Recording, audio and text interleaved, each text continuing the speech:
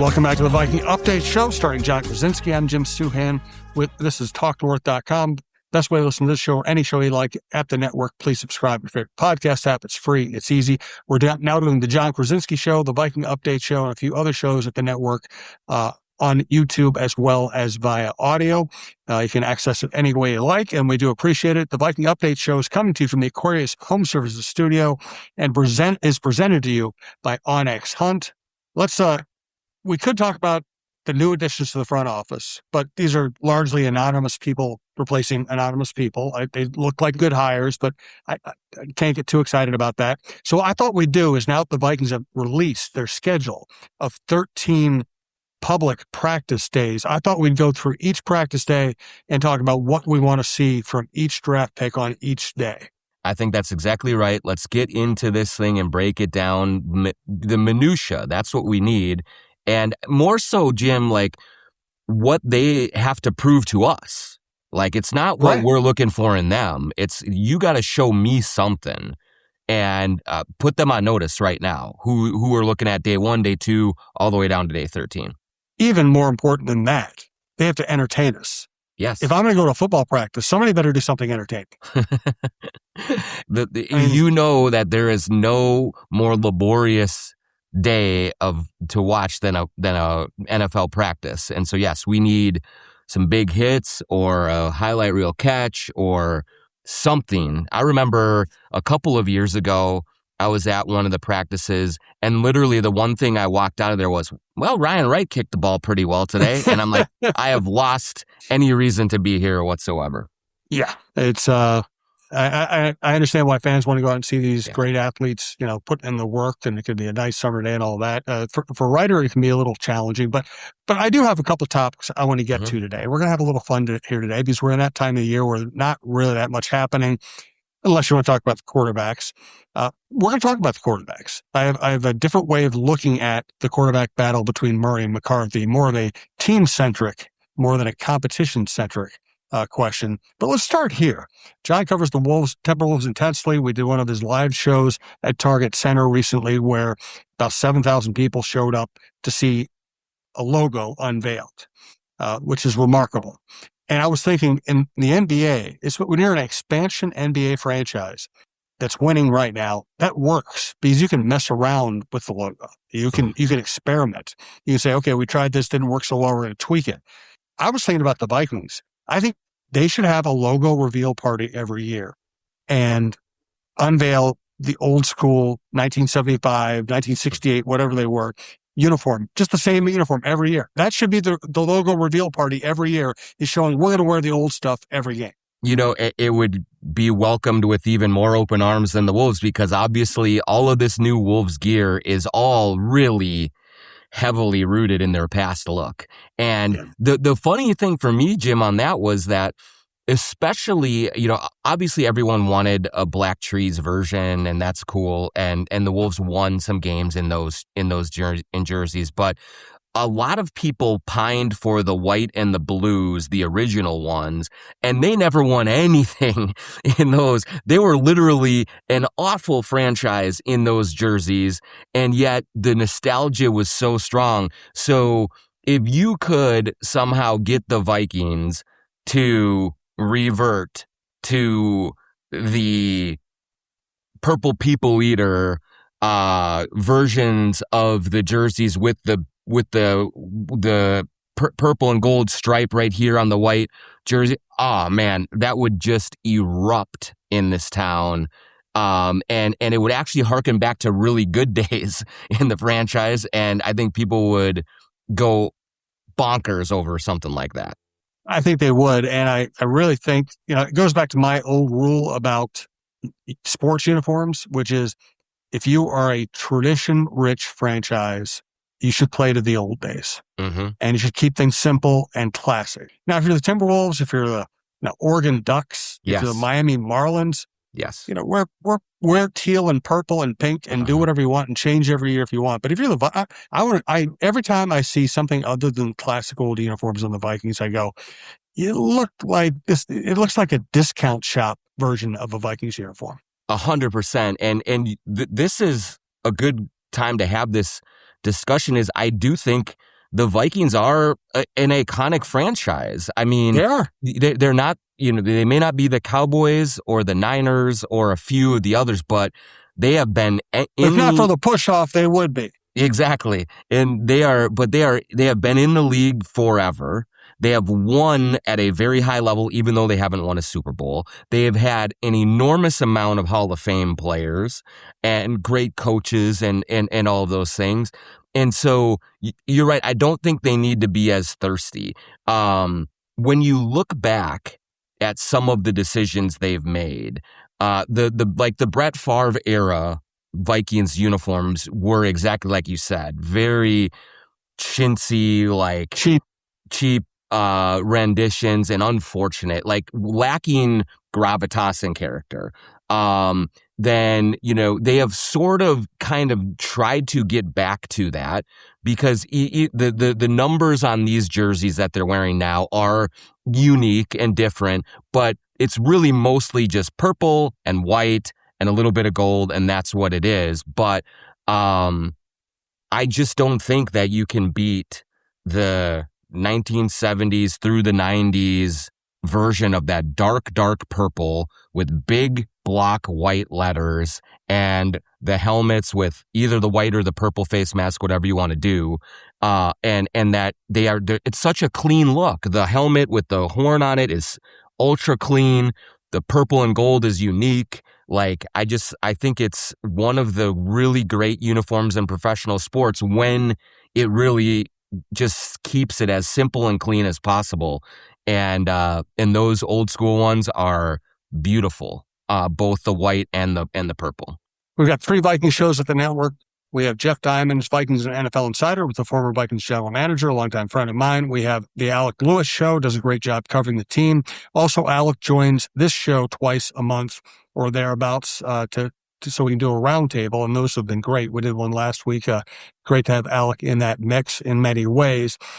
Yeah, the interesting thing about having kind of the different, modern, cheesy Vikings uniforms is the Vikings have done such a good job in the modern era of embracing the past. Yes. The game day experience where you see the great old clips, welcoming older players back, keeping older players in the fold. It's a lot different and a lot better than it used to be. I've picked on the Wilfs a little bit recently here, but in terms of player relationships and player alumni relationships, they're killing it. In terms of honoring that past, they've done a really good job. And I think one of the best ways to honor that past is the uniform.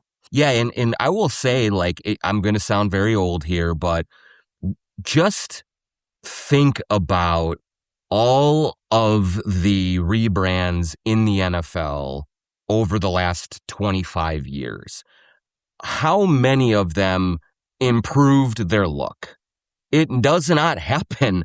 Like, you will, within a couple of years, I'll say the one that I really liked originally was when the Buccaneers went from creamsicle to the newer pewter one. I thought that was kind of cool and different. But the more I got away from it, the more, when they bring those creamsicles back, I'm like, man, this looks great. The Patriots, so cool. The Patriots, the same Patriots, thing. You couldn't beat the old logo. It was amazing, and it was vibrant with that red jersey and the Pat the Patriot on the helmet. And it's just like the Seahawks were unbelievable, and now they look awful with that navy blue and with the Wolves colors, the navy blue and the electric green and all that. That's why I love what teams like the Bears have never changed. Just like, I know they sprinkle in that orange uniform every once in a while or whatever. You got to make some money, so you change it up. But almost always they stick with the classic uniform. The Giants have stayed really close to who they've been forever and ever. The Steelers, the Niners, those are teams that are secure Cowboys. in who they are. Cowboys, secure in who they are. And guess what? All of those franchises still sell a hell of a lot of jerseys. You do not need to change in the NFL because of the enormous fan bases that you work with. They're always going to be buying new stuff. And so I just don't get the the thought of, yeah, we are going to change. We're going to tweak, or we're going to overhaul. So many of these teams make the wrong decision, and then you just lament, like, but boy, you looked great before. You looked awesome. Why are you doing this? And it's just like it's that all over the league. I'm asking this question because I can't think of the answer myself, and maybe your answer will prompt an answer from me. What's your favorite uniform in the NFL? So that's a great question. I'm a Bengals guy. I like the Bengals helmet. I always, from a kid, was big into just the orange and the black. And I know they've changed their jerseys a little bit, which I don't particularly like, but their helmets are great. But the Dolphins are another one. I love the Dolphins look. And the Vikings, before they messed around with their jerseys, getting back to a little bit more classic, I do like that look. But I think probably Bengals and Dolphins are right at the top of my list. So funny. I never would have. Sorry, Chargers. Like, I love the baby blue. This is really funny because I never would have thought you would have picked the Dolphins and the Chargers as top NFL uniforms. And those are two of my favorites. Yeah, look at that. Absolutely. I love them. Bengals, I don't know. I don't like the Bengals uniforms. Just they don't quite do it for me. They're a little too gaudy. But I think the old school Charger uniforms are fabulous. And the Dolphin is so well done on the helmet. And the color scheme is so South Florida. Yes. I think they just absolutely nailed it. Yeah, it feels exactly like Miami. Like that's just perfect. And it is a really unique color. And so you see that color and it's like, that's the Miami Dolphins. Like it is so indelible. And some other teams in other leagues have used the baby blue, which I really do. I love that all over the place. But like the Chargers make that, there's with the blue and the yellow together. Yep. That's old Minneapolis Lakers look too. Like, I love that combination. And like they should just wear those all the time. Do not mess with that yellow that they do every once in a while and stuff. Just like it is so good. And the white helmet with the lightning bolt on it, like perfect. No, it's fantastic. I have a very vivid memory. My first NFL team I covered was 1989 Cowboys.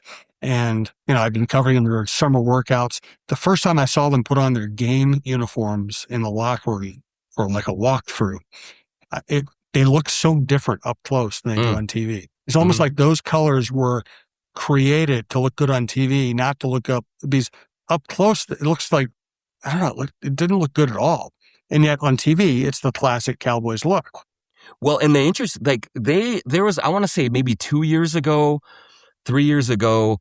at the start of the season, the Cowboys were on one of the first games. And so I was watching, and I don't know if it was the TV I have now or whatever, but I always, forever and ever, just was like, well, they have silver helmet, white jersey, silver pants, and that's it.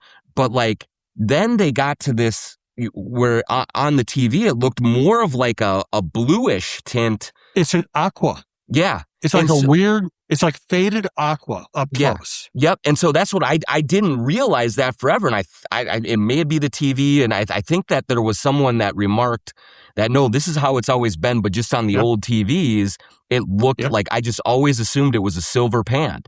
But the aqua is weird to me, and doesn't really make sense. Even as iconic as the helmet is and the jersey is, that seeing that pant and the real color of it did throw me off for sure. Yeah, and that's my reaction when I first saw them in person. I was like, those aren't your uniforms. And they told me, yes, they are. And they were right. All right, let's get to the quarterbacks here. We do want to let you know that we're coming to you from the Aquarius Home Services studio. Scott for Aquarius Home Services. Yes, we all love summer, but if your air conditioner's acting more like an oven than a fridge, now's the time to trade in and trade up with an additional $500 off on top of our summer sale pricing on a new cooling system from Aquarius. Enjoy a cool, comfy home all summer long. Schedule your free estimate today at AquariusHomeservices.com. Aquarius, earning the right to be recommended. We also want to tell you that the Viking Update Show is presented to you by Onyx Hunt. Spring is the right time to explore new water. Fish are moving shallow, activities high, and Onyx Fish helps you identify which lakes have the conditions species you're targeting, including weather tools to know when to go, not just where to go. It's only $34.99 for the year. Download Onyx Fish on the App Store. Go to onyxmaps.com/fish and fish smarter this season. Remember, the app does the scouting work so you don't have to. Again, onyxmaps.com/fish, only $34.99 a year. We also want to hear from John about True Vision Institute.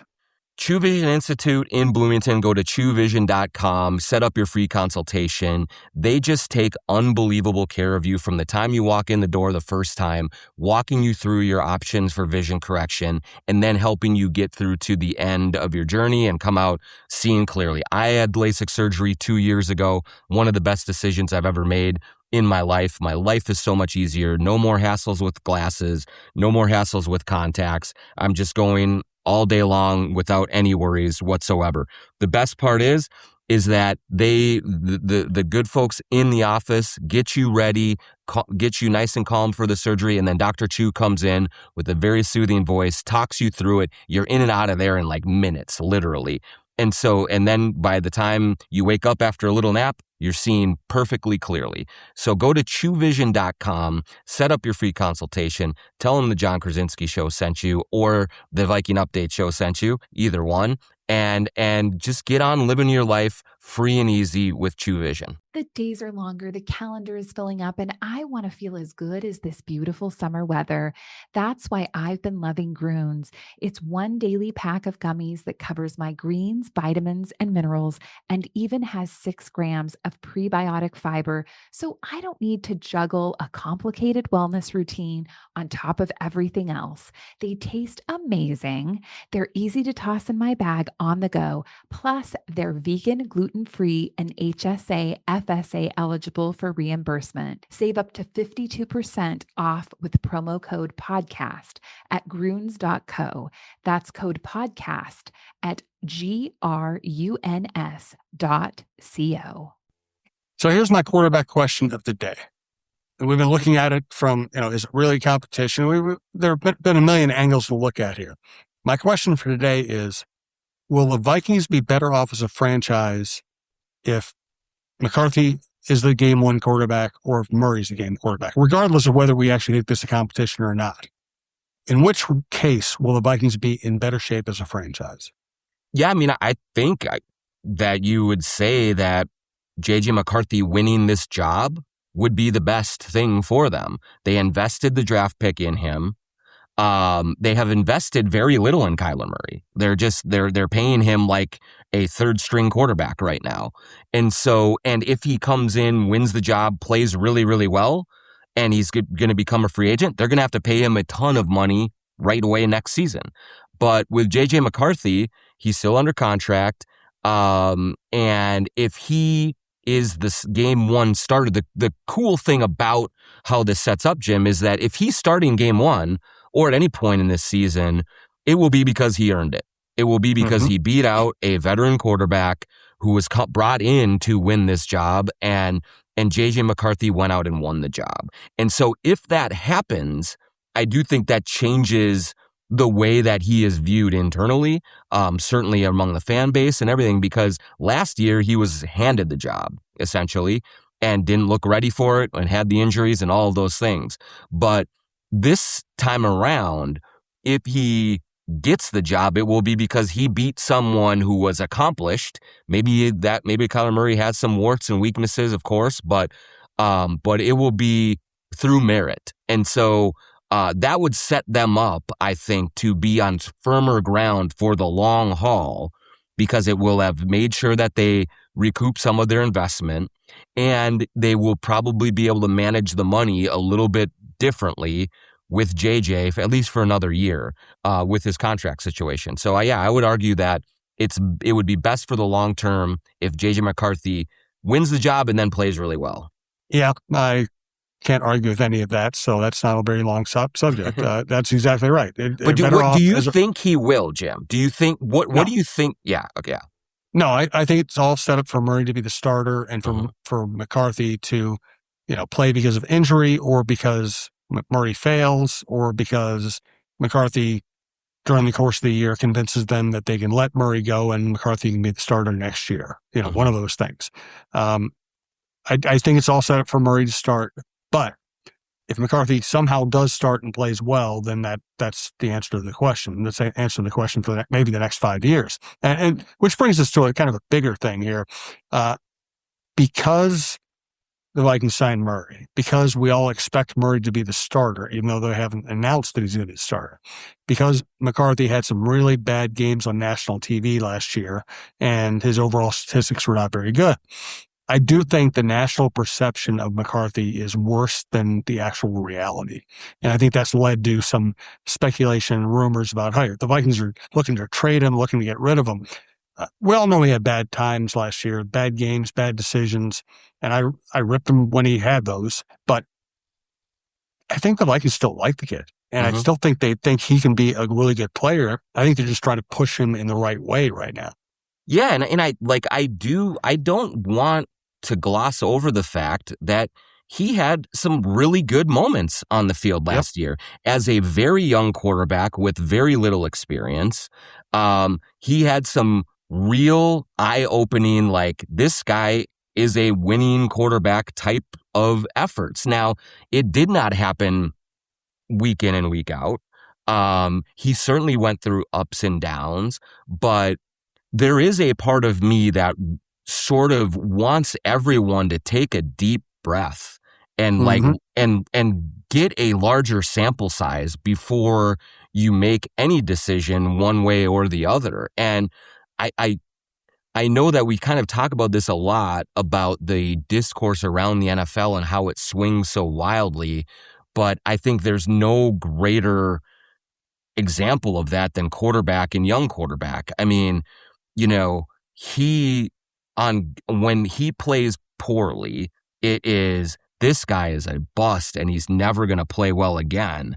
And then when he plays well, like, it does swing the other way. And look at these guys. Look at his intangibles and look at everything that he does. With learning on the fly, all of this stuff. And I think that he was put in a very difficult position of being a young quarterback that is playing on a team that wants to win immediately. And he has very little margin for error, but he has by no means been, Bryce Young, Jamarcus Russell, like, go through any of like the real busts. And Bryce Young's come around a little bit, but like, Bryce Young's come around. Yeah. But look at like the real busts or that in the league that have come through. And there are many, many of them over the years.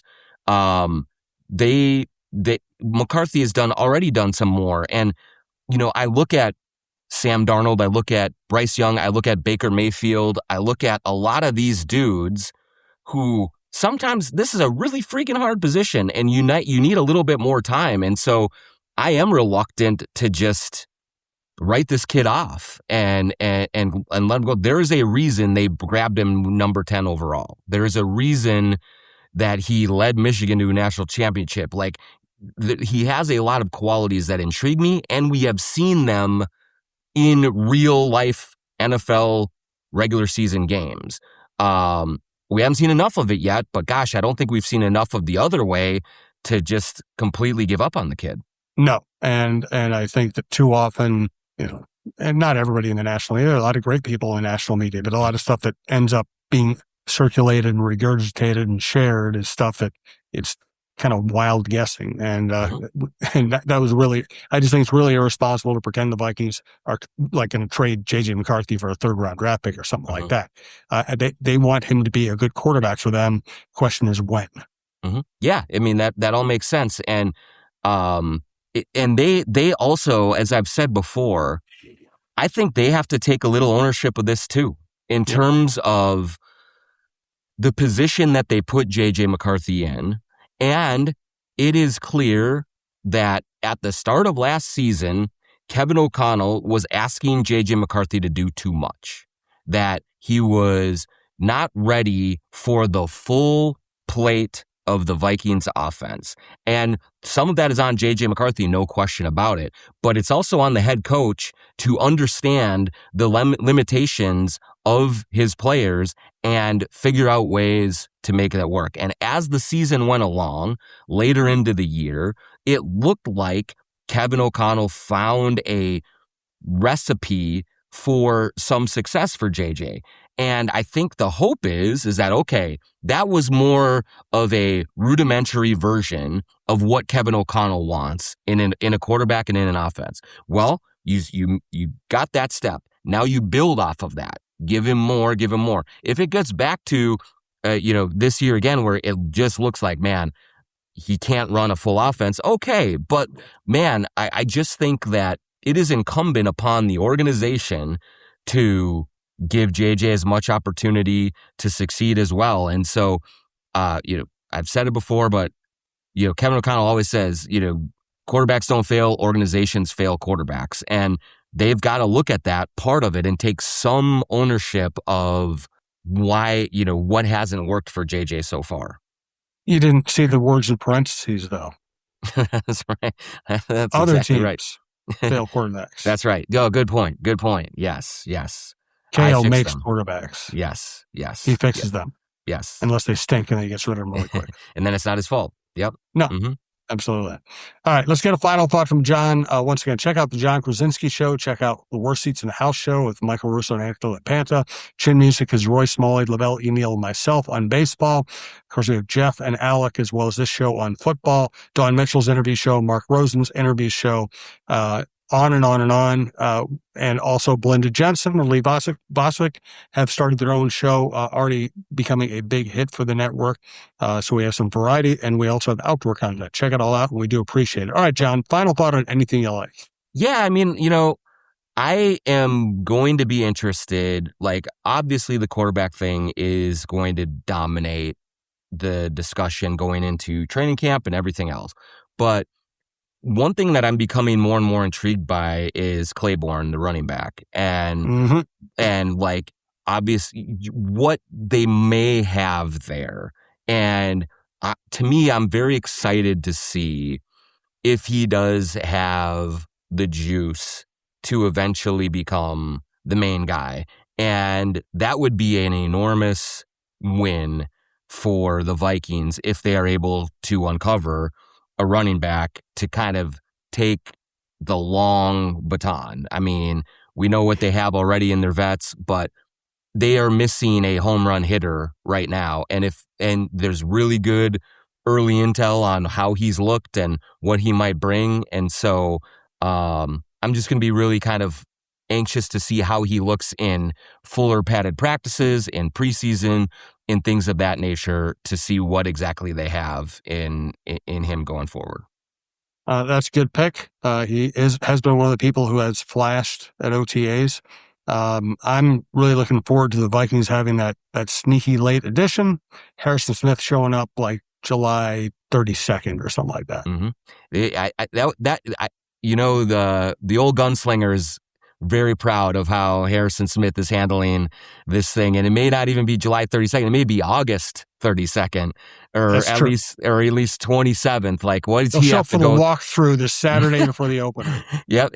Fly Brian O'Neill. And who else are we going to send down there? We can't send either the quarterbacks. They don't have any. Who's going to go to convince Harrison Smith to come back, convince, and bring him back in? It doesn't tell you how fast the rosters change over in the NFL. We can't think of more than one person who would be logical to send in there. Yeah, exactly. I mean, Justin Brian O'Neill Jefferson, is Justin Jefferson. Josh Metellus. Metellus. I think Ryan Longwell went, so you got to send maybe Ryan Wright, or you got to send a punter or a kicker. To just send any punter or kicker, because they don't really know their names. That's it won't be a big deal. Yeah. So that would be but that's where we're going. Let's let time is a flat circle. Karl Anthony Towns got traded and won a championship just like Kevin Garnett and Kevin Love. So, Harrison Smith is sitting out the entirety of training camp just like Favre and is going to come back and play. Let's just hope that his last year in purple is a little bit more is a little cleaner than Brett's was, let's say. Yeah, Brett didn't even want to play that last year. No, he did not. He did not want to play. I think Harrison does want to play. I think Harrison wants to play. Brett just came back for the money. Yeah, I was so cynical, Jim, during that time. And I was like, come on, he's coming. He's going to play. This is ridiculous. Like, what are we doing? We just saw this last year. And like, by like week 2, it was very clear. Like, no, he absolutely did not want to play. Hutchinson dragged him kicking and screaming back to play one more year. That's exactly what happened. That is exactly what happened. All right, good stuff, John. I appreciate it. Please, everybody, check out the John Krawczynski Show. John does great work on the Wolves and the NBA, and we've had some great shows on that lately. Check out talksport.com. We do appreciate it. We'll talk to you soon.